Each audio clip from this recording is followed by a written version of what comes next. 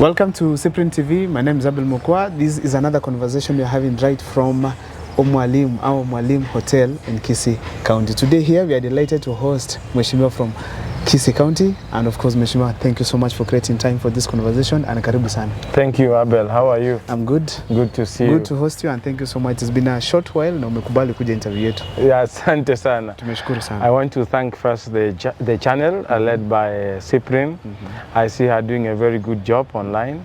And anytime you call upon me to come and explain or share experience or share knowledge, I always try to avail myself. I'm sorry, we agreed I was to have this interview earlier on in the morning, but I was engaged. But this is the right time God had created for us. Yes. So I hope we'll have a fruitful engagement. Thank you so much. Thank you, my brother. Please go ahead and introduce yourself for people to know you. My name is Michael Mutume. Michael Mutume comes from Masige East Ward, which is in Bobasap County in Kisii County. This is my first time to be a member of the County Assembly of Kisii, and I've served for the last almost 3 years, and the experience is fulfilling. I hope we're going to share more on the challenges that I've had and the successes that I've had, because leadership, it's just it's shared responsibility, because I cannot say that it's a person who leads. Is a communal responsibility that makes leadership a success. So in my tenure of 3 years so far, I have my hits and I have my misses, but I hope I'll finish well and I will finish on top notch. On top notch? Yes. That's the wish of the common Mwananchi, because they want development. Now let me dive into the conversation today. Let me start from the county. So far, at the MCAs of Kisii County, are you people doing your proper oversight the way it's required constitutionally? Thank you, Abel. Always many journalists, they do ask that question. And even our people who go in there wanauliza, what's the work of MCAs really? Because MCAs mostly, many times you find them kwa matanga. You know, we have become like a professional mourners. You will find on Fridays many MCAs in Kisii County, in Kenya. You check their Facebook page, you will find their posted eulogies there. I attended the funeral here, I attended the... Until somebody will wonder, what is really the job of MCAs? I want to bring it up to speed to you and to your listeners and those who are viewing, that the constitution that gave us devolution erred so much in trying to give autonomy to the county assemblies. What is happening is, despite the fact that county assemblies should be independent of the executive of counties, that does not happen when it comes to revenue sharing or when we share money or finances or facilitation. Counties, they are held captive with the executive. And executive, I mean the people who the governor leads. Your viewers should understand that the county has two distinctive formations. We have the executive, where the governor is the boss, with the ministers, with chief officers, directors, and all those who work under the government. That is called the government. Yes.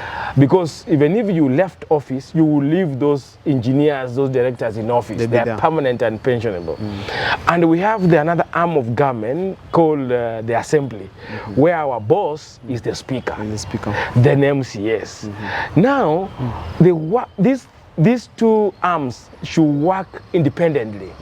But because the constitution did not give autonomy to the assembly, we do beg the executive for facilitations, even in salaries. Actually, if the governor has not signed approval for the MCAs to be paid the salaries, we will not be paid. And that negates that which we are supposed to do constitutionally in terms of oversight. Yes. So it's not about the issue of our governor in Kisii or Nyamira. Anyway, this is nationally. That the law that gave birth to county assemblies never gave it full teeth to bite. Our roles are supposed to be three, and the distinctive ones is to represent the people from our wards, to oversight the executive, where the governor is the boss, and also to legislate in terms of passing laws or bylaws. Every county passes bylaws. The bylaws, they are operational in a confinement of a specific county. There are laws that, like now in the Kisii County Assembly, we passed a bill yesterday about the coffee farmers, where we wanted to fund them, we support them so that we can revive the coffee farming in Kisii County. That is only a law that only happens in Kisii County. It does not affect other counties. Yes. That is how we should work. I mean, we should customize our laws to suit our needs in counties. That which we are doing very well. The issue of oversight, which you asked, most counties are poorly performing in terms of oversight. They cannot hold the executive to account. Yes, yes. The moment you raise your voice about a shoddy job done in your ward, or about work which has not been done in your ward, then you are at conflict with the leadership of the day, and maybe you are in conflict with the governor of that county. And that is why many MCAs, they are afraid to speak. Even though their work is to speak. You know, my work as an MCA, after I have passed the budget, a budget is one of the most important legislations that counties pass. You know, kupitisha budget ya county, hiyo ni sheria. Because that sheria should be operationalized for 1 year. Lazima ifanyike kwa mwaka mmoja, because tunasema lima hii barabara, jenga hapa, fanya kule, and we allocate money to that. And then that law has got a time frame. So what happens? Why in my ward, when I've allocated resources, that a year passes, that budget comes to an end, and something has not been done, and I can't complain, is because we're held hostage, because you are afraid if I complain, maybe the governor and all the government will think that I'm fighting them. So in such a scenario, what do you tell the electorate? The road you promised has not come, despite ensuring that it's in the budget, but it has not been delivered. What do you tell them? You have to be very honest. What is happening in Kenya and in our county, we the leaders, we the MCAs elected and nominated, and even entities like IEBC, they are poorly performing.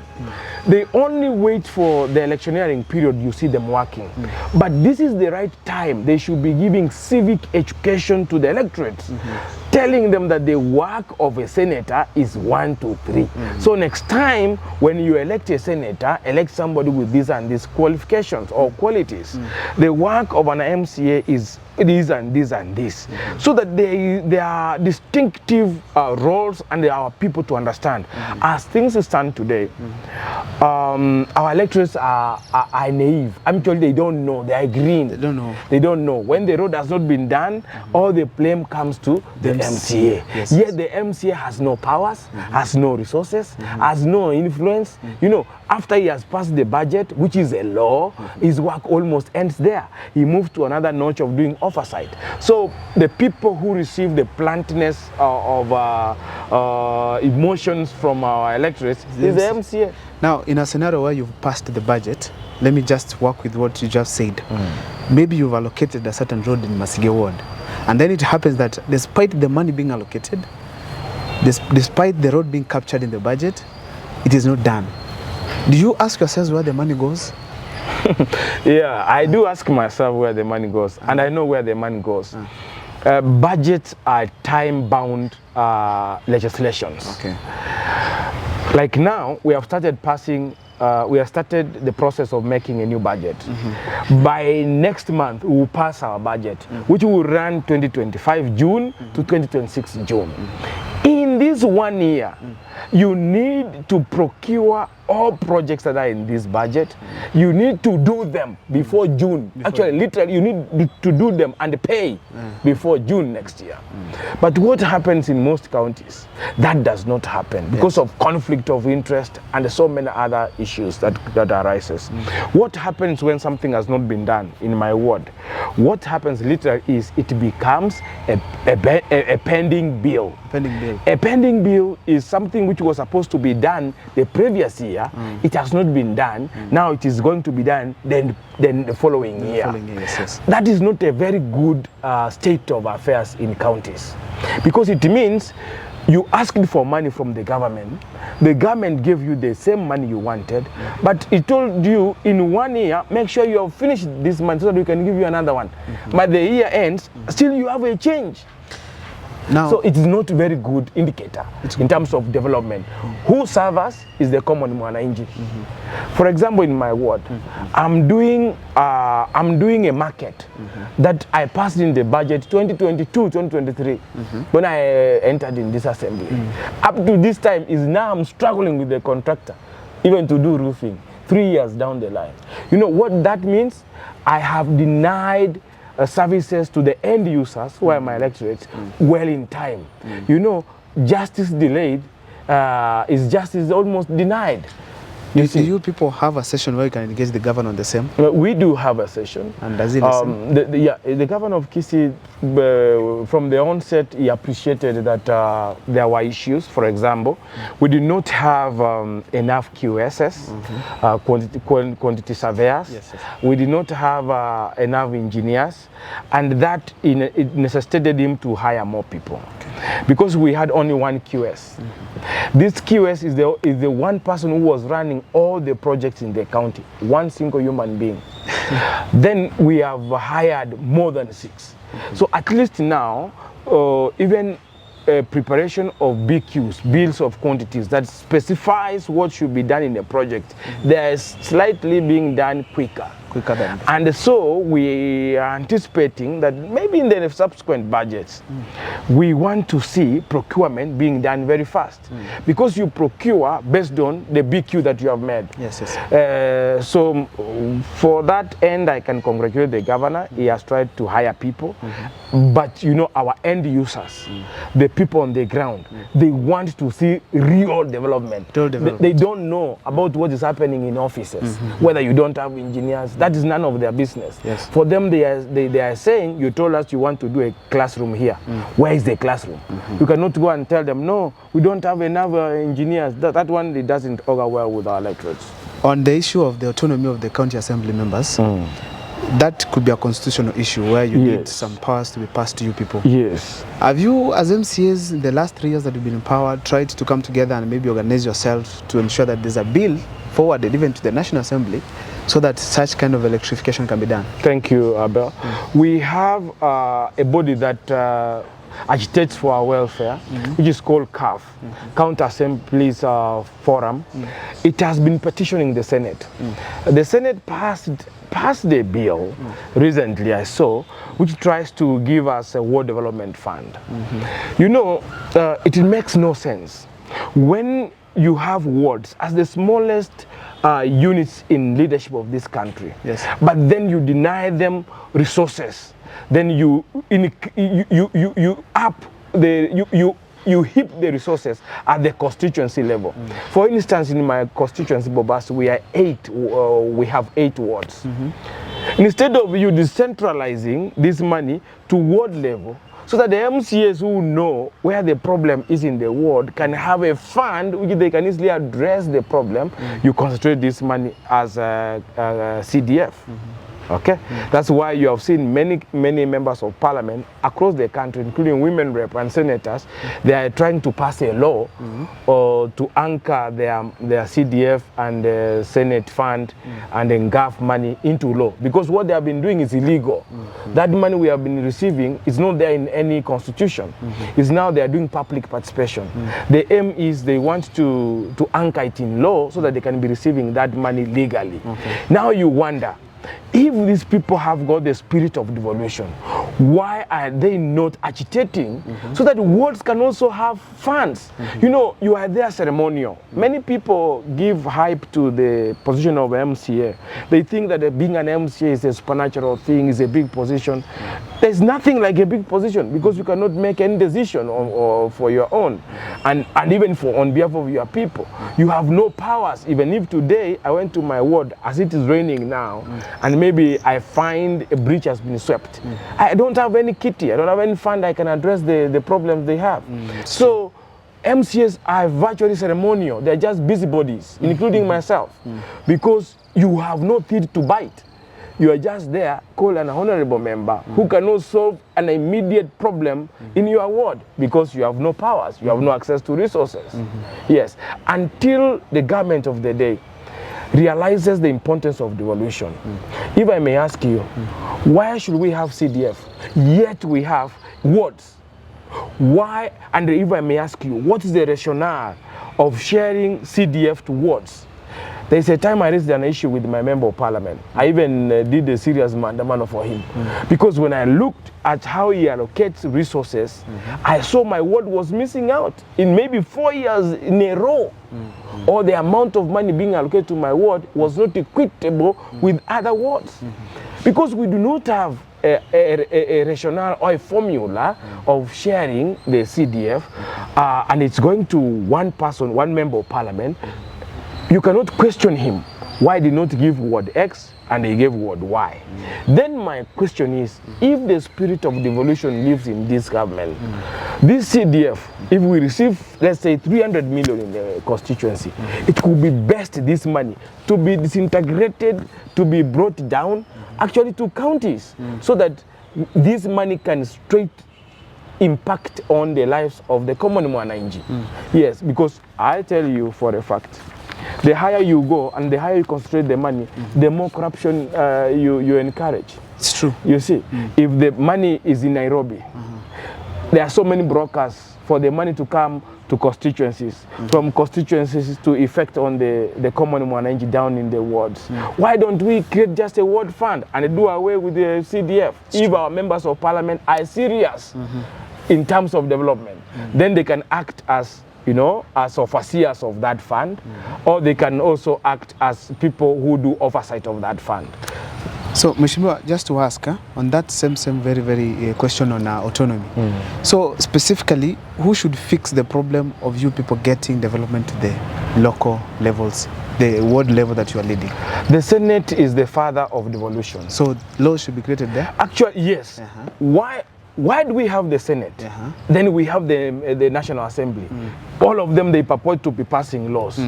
Senate are there as safeguards of devolution. Okay. Actually, minus devolution, the Senate will be scrubbed. Yeah, sure. So we need to see our senators, including our super senator Onyonga. We need to see him agitating for devolved funds. Actually, not to counties, to wards. Not counties. As we speak, we do not have a law that governs how much money should be spent on wards. We receive about 13 billion in Kisii County. Yes. 60% of it goes to recurrent expenditure. We have about 4 billion to do development. Ask me a question. How do you distribute this money? So that we ensure that the 45 wards we have in Kisii County are equitably represented. There's no equity in terms of distribution of resources. If the near you are with the leadership, or the near you are with the governor of the day, the more developments you get to your ward. And this is wrong. That's wrong. You see, it is wrong. Why? Because why is it happening? We have no standard formula of sharing revenue. You see, across. Who should be defending us? MCAs can make noise in Kisii County, they cannot change the course. It's only the Senate that will stamp authority and rectify this mess which is happening to ensure that every ward has got an equitable distribution of resources. What we did in Kisii County with Governor Simba Arati, it is a bipartisan agreement. It was not a legal agreement. We agreed in principle that let every ward at least get a minimum of 27 million in terms of development. Not that the money MCAs carry, but the money that goes to my projects must be 27. But still you realize I get my basic 27, but if the governor favors me and if he wants to do something in my ward, I can get it to 50. Yeah, sure. And nobody should question.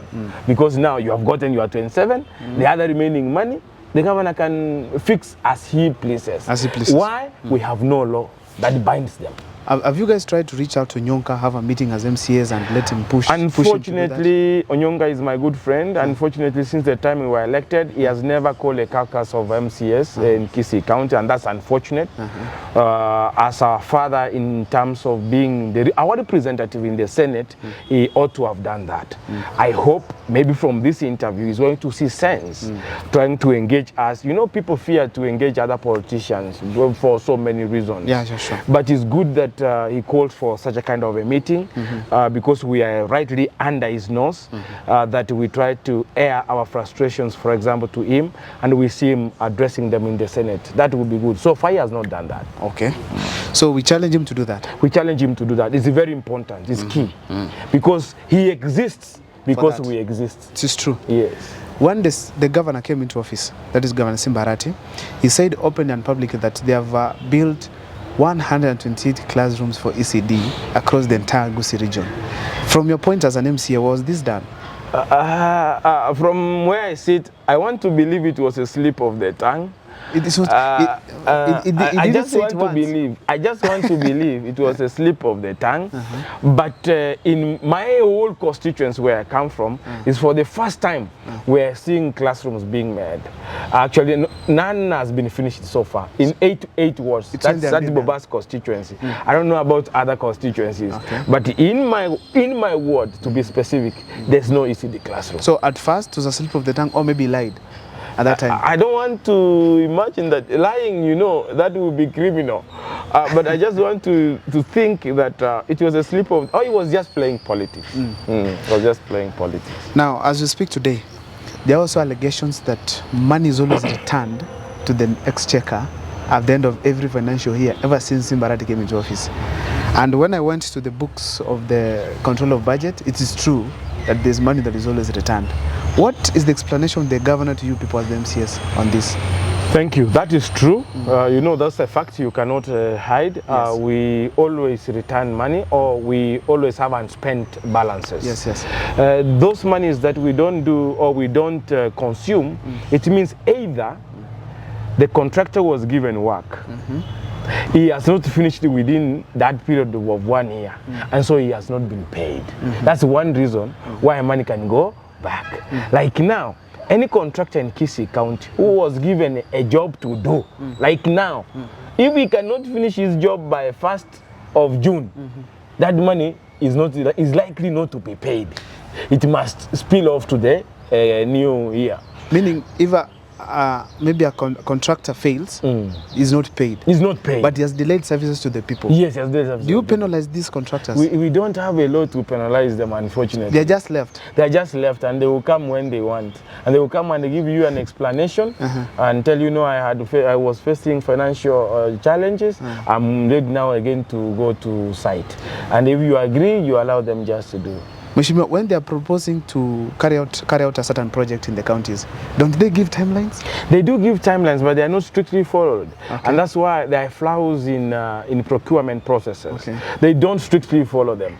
Actually, let me tell you, counties work on loans. Kisii County and the Kenyan government, every project that is happening today, it is borrowed money. It's borrowed money. What am I trying to say? I give you a tender to do a road in my ward. I don't give you money. You use your money, you finish, then I pay you back. Which means I borrowed money from you at first. Why? Our governments, they are running at a deficit budget. They read budget. After they read budget, but there is no money. There's no money. They read budget, then they start collecting money. That's the problem we have with our systems. We say this year we are doing a budget of 1 billion, for example, as a county. But do you have that money? You don't have. So we do a budget, then we start collecting from Amamboga and maybe waiting money from the exchequer. But one thing I have to say on camera, it's very bad that money comes to the county that in a whole year we are unable to consume and it goes back. It taints the image. Not once, not twice. Yes, actually, it is twice now. It's twice. It's perennial. Every other financial year we have done. That it taints the image of the county. And that tells us that we do not have proper technical people to assist us in managing this county. The governor is out of question. We ask you, the implementers. That is why in civilized societies, ministers, chief officers who are responsible in departments, because projects are put in departments. If it's roads, it's anchored in the roads department. If it's kujenga hospitali, it's in health department. If our committees in county assemblies were active, you could not see money go back. But because we MCAs, we have failed. Not the governor. What have we done with him when money is going back? We have never asked. We have never censored him. We have never had a censor motion. Have we ever called a minister or a chief officer to the floor of the assembly to explain why a market which was supposed to be done in Masike East has not been done? The answer is no. So what are we saying? We are compliances. So we should not scatter blame to the governor alone. The blame squarely is for the entire county, is for MCAs also, including the chief officers and the waziris who work. What should be the solution to that? Because now, if the MCAs have failed, yes. they are one of them. Yes. So what do we do, especially the electorate of Kisii County? The electorate have to be very careful and very sensitive. That's why I said, even in this kind of a media that we are doing, let us do civic education so that Mwananchi can understand. When you raise this issue that no, our money is going back, Mwananchi is going to think you are fighting the governor. Mwananchi is going to think you have war. They would not think that you are actually asking what is entirely your rights and responsibilities. So because our people are poorly informed or they are misinformed, that's why everybody wants to take a comfort zone. Unaenda huko kwa matanga, watu wanakubwekea, they shout at you, they abuse you, you just swallow it. I can tell you, up to this time, there are MCAs who cannot even go to their wards to attend burials, because most of their works have not been done. In my ward, for example, to date, as we speak on a Thursday, no single road has been done for the last 1 year. In your ward? In my ward. Masike ward? In Masike ward. You see, and that puts me at a crossroad with my electorates. How close are you, the governor? I'm not very close with him of late. Okay. Yeah, I'm not very close. The last time I shook his hand is a year ago. A year ago. And we differed slightly. And maybe the approach I have to leadership and politics, it conflicts with his.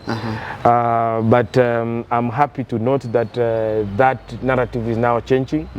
We are, our hearts are a bit softer, and we hope we'll be working together the days to come. You know why? When I represent my people, and I see nothing fruitful coming out of the formation that I am in, I, as a human being, as a normal person, I must raise a concern. It is true.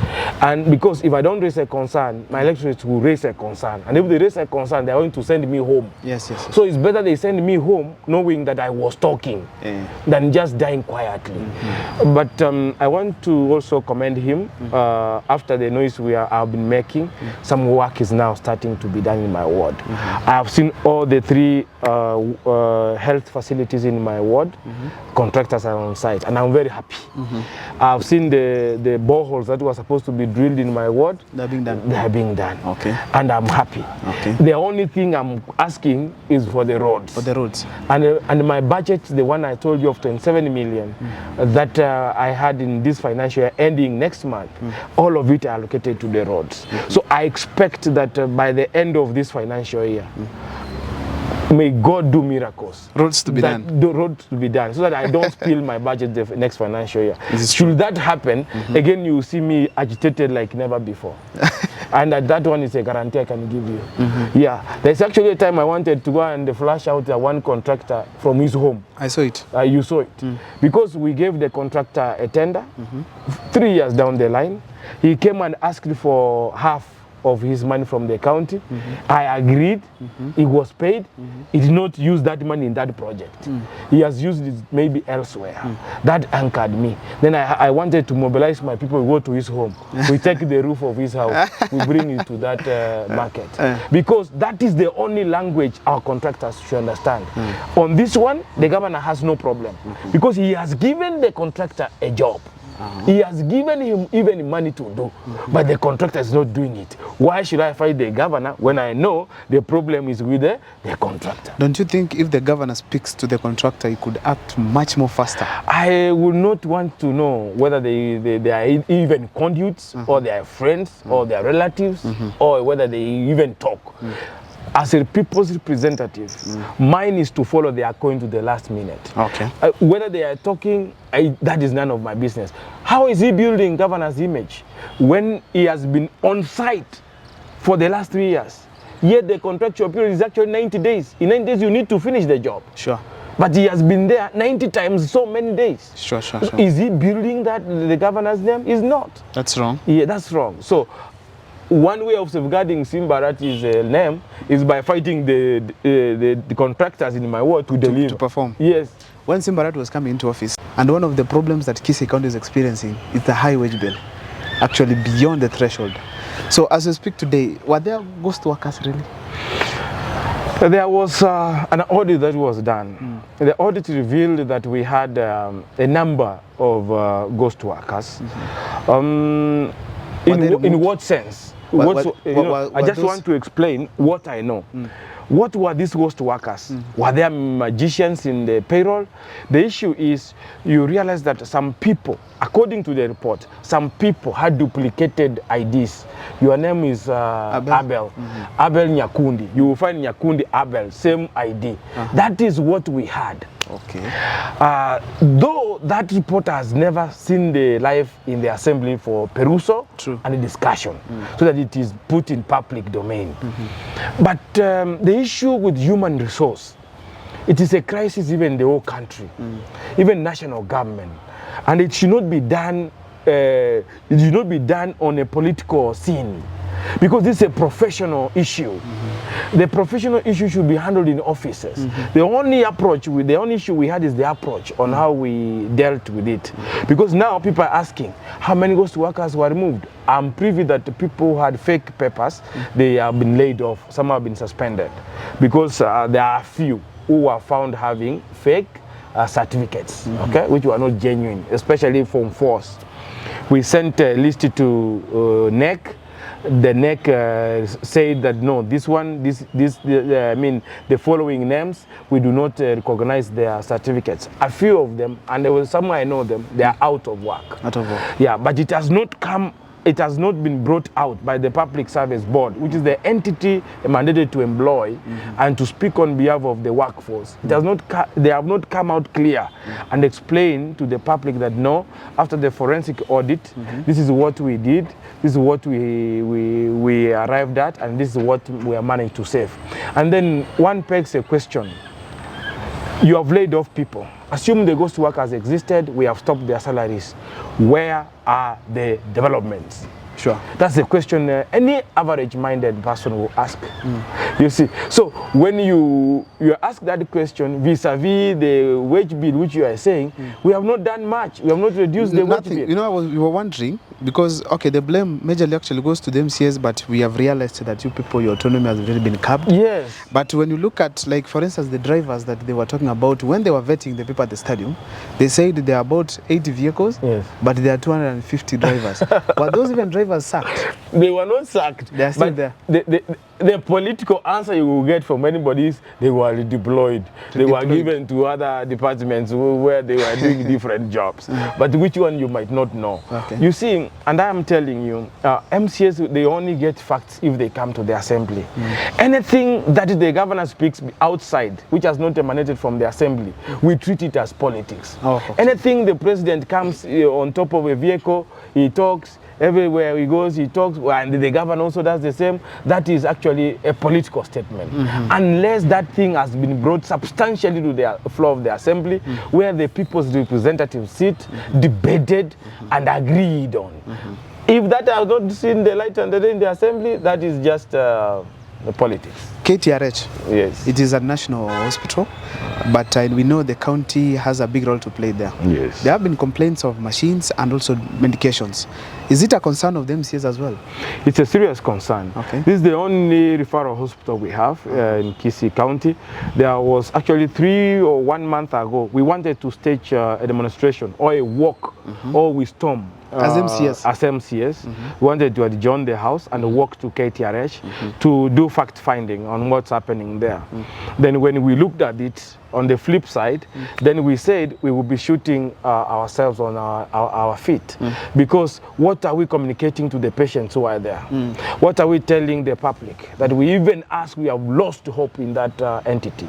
And then we said that will not be a good approach. We mandated the committee on health to go there, do fact finding on what is happening. So many complaints are coming from there. And let me tell you, these issues, they cannot be fixed by one person. These issues, even if the governor wanted to go to Nyamache, to Gesusu, to everywhere, to fix issues there which are happening in hospital, he cannot manage. That is why we say, let power and leadership be dispersed. Let it be decentralized. If you have a waziri responsible in health, let him just take the mantle and delegate to the chief officer, for example, down to SMOHs, and the people who are clinic officers down the lane to the dispensaries. But if you want to concentrate everything in one person, that you are the one speaking on behalf of KTRH, you are the one speaking on behalf of health, you have a backlash. What we are lacking is a proper management of this facility. Because every day you go there, patients do come, not only from Kisii County, even from neighboring counties. Why don't we have an MRI working? We have always asked on the floor of the assembly, including myself, how do a patient comes to a government hospital and as big as KTRH? Surely. You are told, go to the private for a CT scan. That is madness. And now, what did you eventually do as MCAs? No, we are waiting for the report. You see, we cannot act minus, as I told you, until a document is tabled in the assembly from the concerned department, then you pronounce yourself on the document. But anything that you will speak will not hold waters until we have debated and we have taken a resolution. So as things stand, the committee is doing its investigations. We are waiting for the report in the assembly. But me and you know that things are not okay there. When did they start the investigation? Before we went to recess, like 2-3 weeks ago. 2-3 weeks because we have been on recess, we resumed yesterday on Tuesday. Yeah, so we expect by next week, because they were given a period, by next week we expect them to bring a report. Okay, now what I know, I've been there, there are no medications, especially on the shelves. You find very basic ones and there are very few. And the CT scan indeed, it was not working at some point. I'm not so sure whether they have repaired it right now. So it is really a report that we're waiting to see how MCAs are going to work on. Yeah, it's coming, but I'm privy that now medicines have been brought. We were told in the assembly, that one I can tell you with authority, that madawa yamekuja hospitali, and it has been distributed to all our facilities. That was on Tuesday. We were told that the drugs have arrived from KEMSA, and I hope every facility in Kisii County, it has drugs. But the problem is these drugs which come, you know, they take a long time to replenish.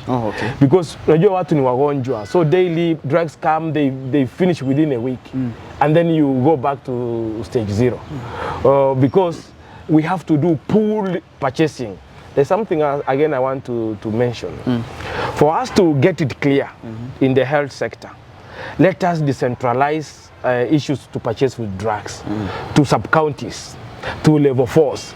Level 4s, let them order their drugs directly from KEMSA. As things stand today, it's only the center here, where the capital city headquarters, which procures drugs for all the hospitals we have in Kisii County. And that's why you are seeing a problem. Because kama drugs hazijafika hapa, so all facilities, they do not have medications. If we could have decentralized that, Ogembo, they order their own drugs. Nyamache, they do the same. Gesusu, they do the same. KTRH, they order. Zikiisha, they place an order on their own. So it will be easier for us even to know which SMOH in a specific hospital is not performing. As things stand, you cannot blame an SMOH in Nyamache. He will tell you, you have not supplied me with the drugs. What do I do? A challenge. A challenge. Usually, the governor, not once, also not twice, he has mentioned of KTRH itself raising 200 million shillings as a FIF. But later on, when I went to check from the books, I realized that the entire Kisii County, the hospitals bring about revenue of about 90 million. Did you question this? Because you have said it before. You see, let me be political on this one. Anything that the politician speaks in barrios, in mikutanos, kwa barabara, anywhere you find them, which is not an official statement, treat it as politics. Why should we take the governor that way? No, treat it as politics, because I cannot confirm to you. I have no evidence of the 200 million. I have not seen it in the assembly that we are collecting 200 million per month or per financial year. For the whole financial, it should be more than 200 anyway. It must be more than, because the amount of money that KTRH, even we allocate to KTRH, is a lot. Is close to 500 to 600 million. So if we only get 200, that will be a loss. A big one. Okay, it could be maybe per quarter. That will be better. But per quarter you can get 200 million. Because even daily you go there, they could be doing close to 100. I mean to 1 million. A lot. A lot of money. The MRI, the CT scan you are saying alone is costing 5,000-7,000 or 10. So what I can only say, as Kisii County, we have a challenge in our health sector, and it needs to be fixed. It needs to be fixed off politics. It should be fixed professionally. Allow the professionals in the health sector to give solutions. They are the people who knows where the problem is. I have just suggested, as a layman in health, that the issues we have, decentralization of medication. Yes. Let us implement the FIF Act, which says the amount of money level 4 collects, let it be utilized at source. As things stand, it is not prudent to tell us that we are collecting 200 million as revenue. The hospital, you can't do business with sick people. It cannot work. It's supposed actually to be free and subsidized. Yes. So what we are saying, if Nyamache has raised 1 million, let that money be spent there. Yes. You pay the cashiers, you pay the watchmen, the cleaners, the suppliers who bring food. Iyo pesa to make happen. There is a leakage somewhere, you paint. That money should not come to the county as revenue. That's when you will see life in the health sector. Yes. But as long as you say every money we collect from even dispensaries, bring them to Kisii so that we can allocate it as a budget, you will get it all wrong. Now, as we almost sum up, as we speak today, we have one of our own, Dr. Fred Matiang'i, going for the presidency.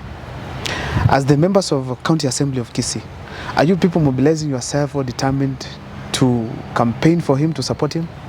Thank you. Matiang'i's candidature has elicited a lot of reactions from the local politicians, MCAs, members of parliament, and anybody who is eyeing a political seat.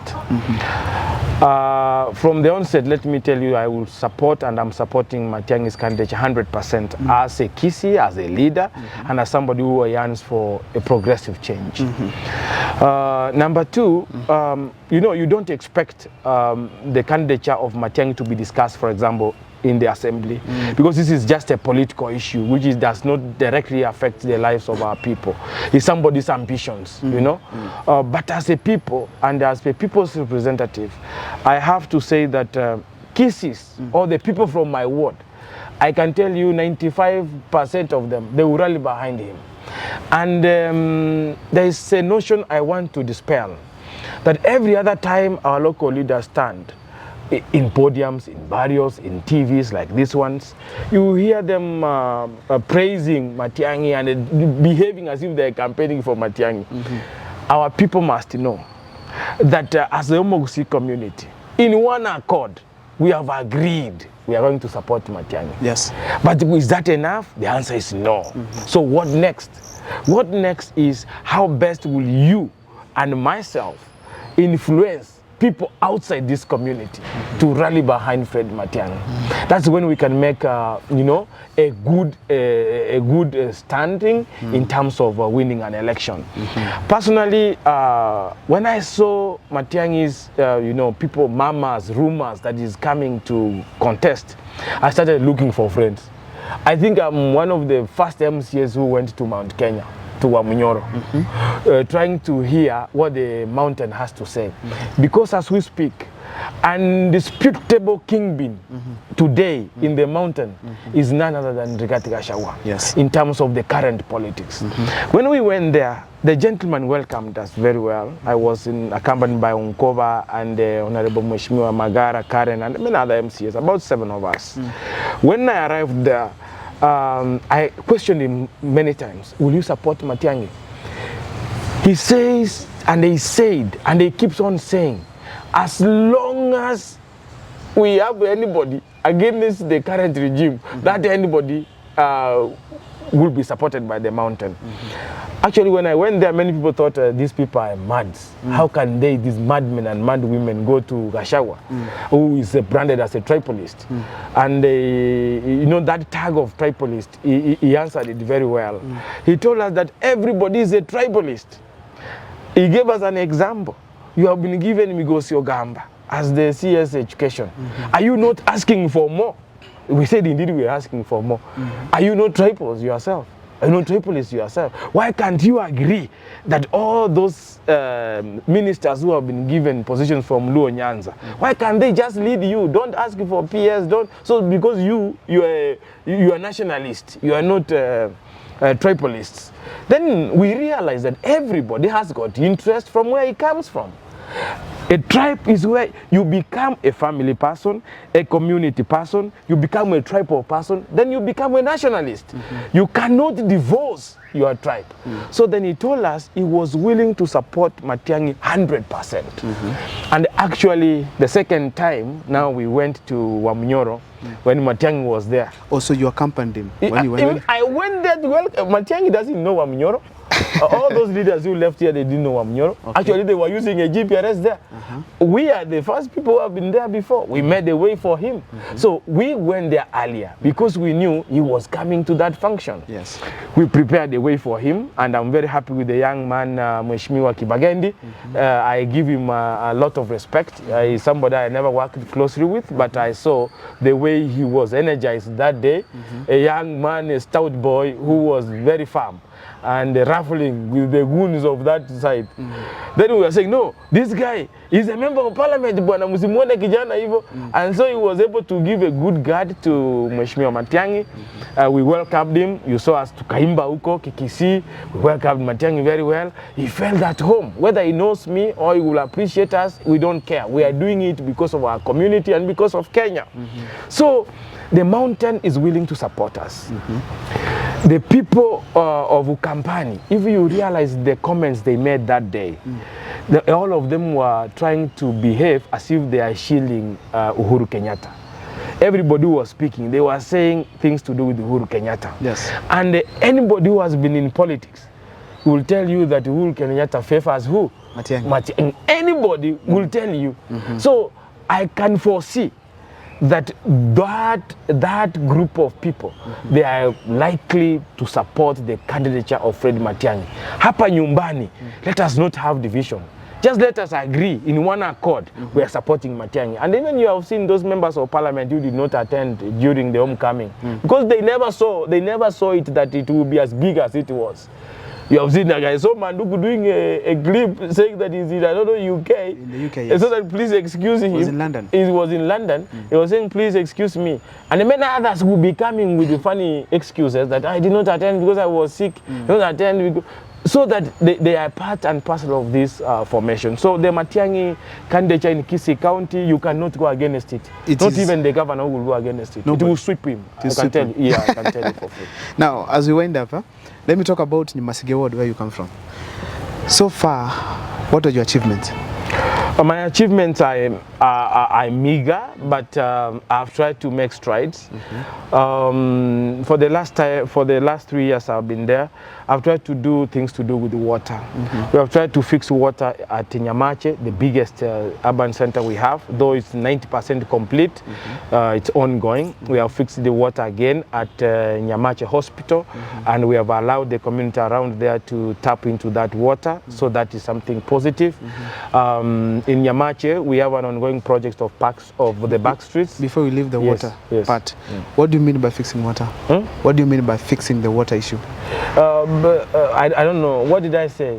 You say that you fixed the issue to do with water. Yeah, no, I'm trying to, because before there was no piped water. Okay. Yeah, that is the biggest urban area we have in Babas constituency. Yes. And the headquarters for Babas constituency. It is rightly in my ward. Yes. But now I'm trying to fix the problem that was, the water was missing. We are trying to fix, though it has not been done fully. And also I've added it money in the forward budgets. So by the time I leave, I will leave water flowing in Nyamache. Okay. I will leave the the back streets working in Nyamache. Already we have secured 10 million.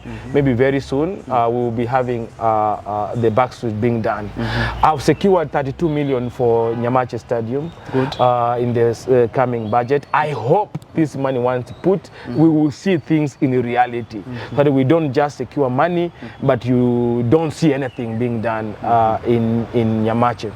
For the first time, I had fought in the assembly and secured 30 million for Nyamache Hospital. Yes. If you check the budget, you will see it's written Masige East. I'm the member of the Masige East. Okay. So I made sure we have money there, though it has been very slow, very sluggish to have a contractor come on site and do something. I'm just speaking in one area. We have fixed again water in Omokonge, ongoing. The borehole has been dug, casting has been done. So we are waiting for the subsequent budget to do solarization and reticulation so that our people can enjoy the water. I fixed the water at Turwa, the highest mountain we have in our ward. Unfortunately, the thieves of that area, they came, they vandalized, they took the cables, the electric cables. So people just enjoyed water for 2 days, wakaiba, nyayo sasistima. So we do not have water there. What I've done to address that in this coming budget, I've again secured 2 million. For that. That money is going to do solarization of the area so that we don't have the cables running. Yes. And and then we secure that area, at least people to enjoy the water. Where I've done in terms of health, Kionyo Hospital, the biggest hospital that I'm proud of in actually the entire sub-county, actually even the Kisii County. It was done by CDF, by Honorable Stephen Manoti. He left it halfway. Today it has been roofed. I feel very happy. Okay. And I hope going forward they will finish it before I exit office. I'm fixing Igoma Hospital. It was started during the time of my father. My father was an MCA also. Oh, okay. It was started by him, left abandoned. Now the roofing is ongoing. Okay. I'm very happy and grateful. Also, we have another hospital called Kiobegi, the maternity wing. It was done halfway during his time, also 2013 to 2017. And now as we speak, the contractor is on site. It is going to be finished very soon. That is in the health sector. I have 3 facilities, and all of them, something is happening around them. Okay. On trade, I had suggested 2 markets. One is at Kionyo. It is now being done roofing, the one I was fighting with the contractor, and the one which is called Ontanchi. It has not been procured, it has not started. That's where again I'm going to have another serious war, because I love fighting. In terms of ECD, I had allocated money to have 2 ECD classrooms, one at Kiobegi, one at Riamotari.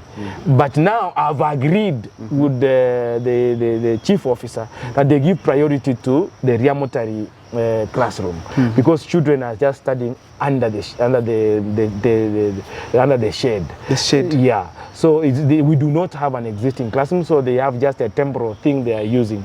I hope, he promised me that this weekend the contractor will be on site. And I'm praying for that. If that is happening, I will not have a problem. On roads, the problem is a major problem. This one is a serious problem.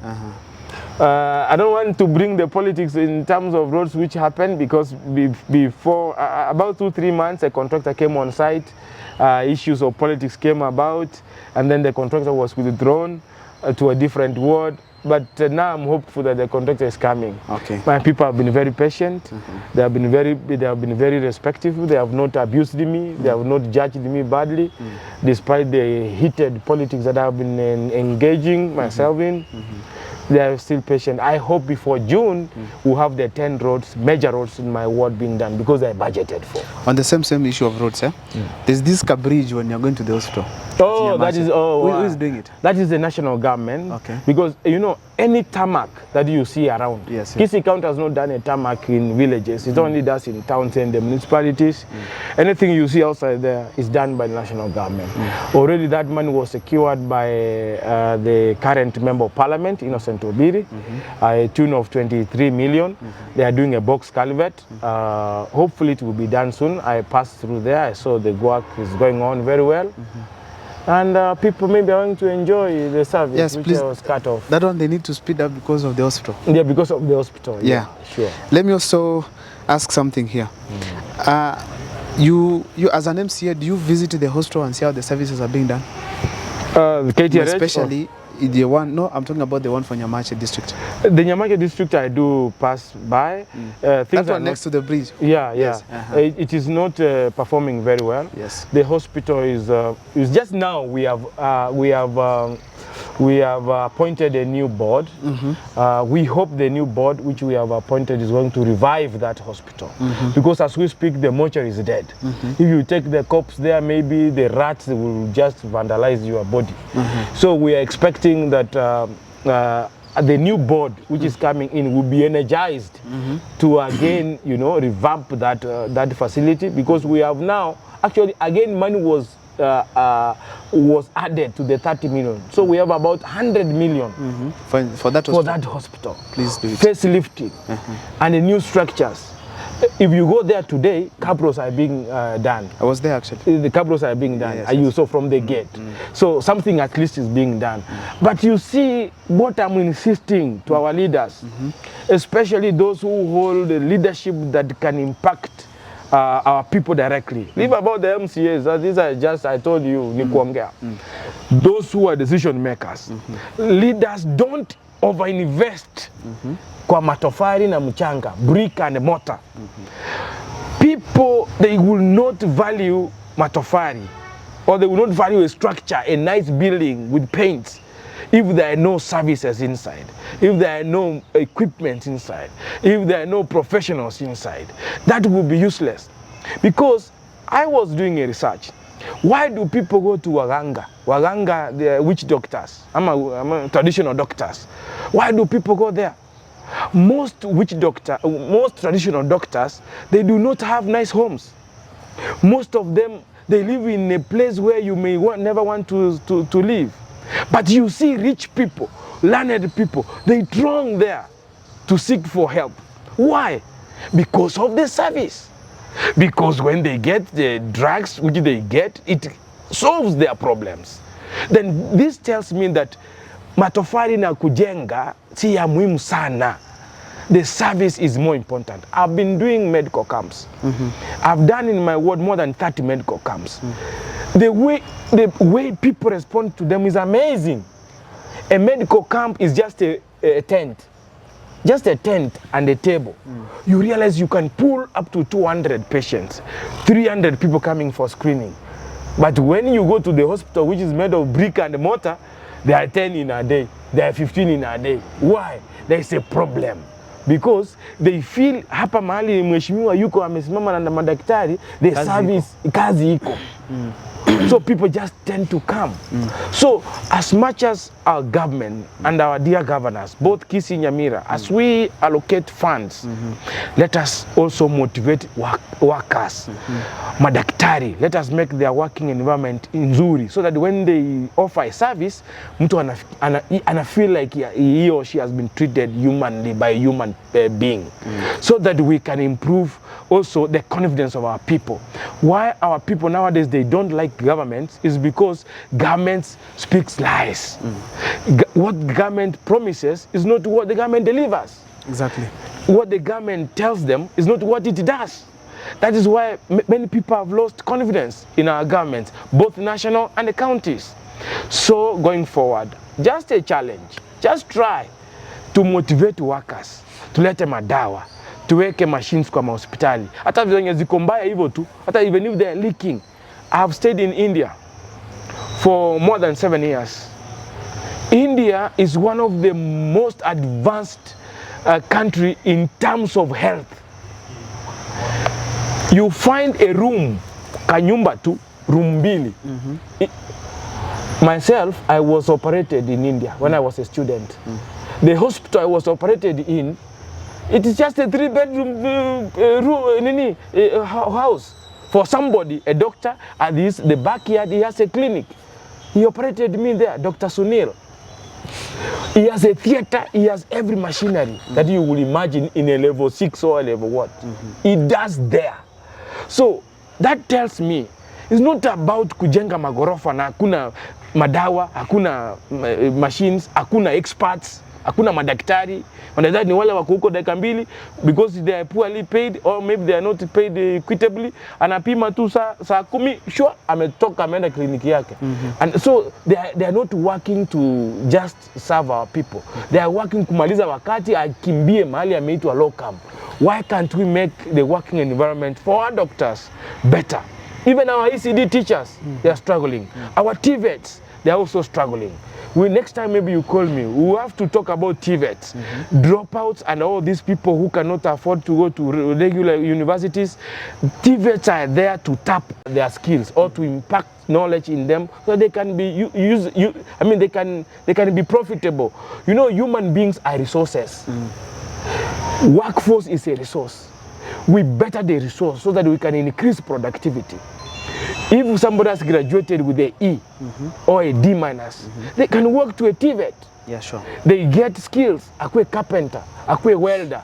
So we are equipping this resource ya mtu with more skills so that it becomes more productive. Kenya and Kisii will not prosper unless we spur development right from the grassroots. We are not going to have enough jobs. We're not going to create more jobs. Actually, the jobs are finished. We have to create jobs by ourselves. Yes. Now, Mheshimiwa, just to wind up, I want to share with you my experience at Nyamache district. Yes.